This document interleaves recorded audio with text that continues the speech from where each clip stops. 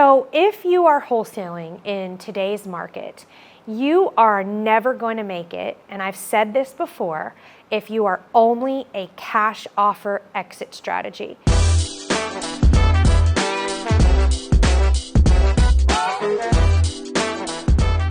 Meaning you are only able to offer sellers cash.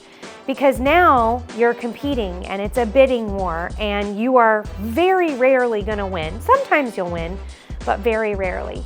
And so what we've implemented in our business, and we've been doing this for years, but now it's essential, are more than one offer, sometimes even 3 offers, meaning a cash offer and then 2 different creative finance offers. And what does that look like? So first, we have to dive into what a seller needs, right? And we need to find out what exactly that is so that we can meet their needs by making them these different offers. So I'll just give you an example. We had a seller that we were talking to, and it was his wife had passed away, and she had 2 kids from another marriage and his son. And they were going to get it was his ex-wife, they were gonna get her property. And in order for them to get the most for their property, right, they were going to sell it on the retail market. Well, they realized they couldn't sell it on the retail market because it needed too many things that it was going to be uninsurable. It needed a roof, it needed a new HVAC, it needed some windows. There was all kinds of stuff that wasn't going to make it insurable. So at this point, he was going to have to sell it to a cash buyer.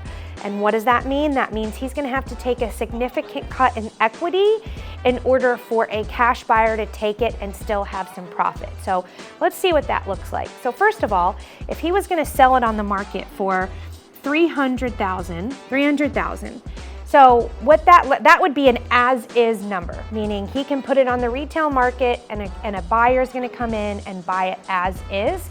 He's going to have to pay commissions and realtor costs. Let's say that's around $25,000. He's going to net $275,000.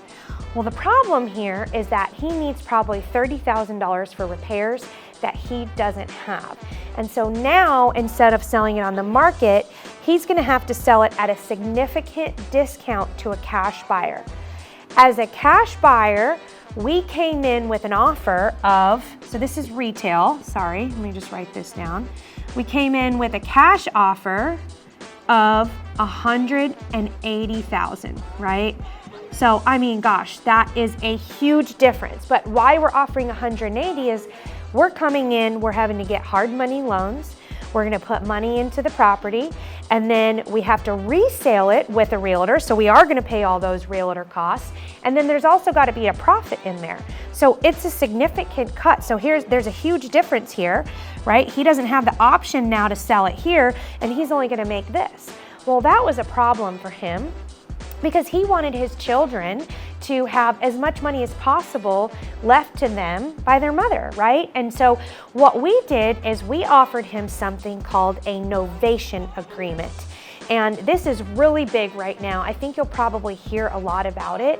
But what a novation agreement looks like, I'm just gonna write this down, novation, is a contract with the seller, novation, a contract with the seller that allows us to take control of the property without transferring the deed. So we take control of the property, we go in, we do the necessary renovations, and then we list it on the market.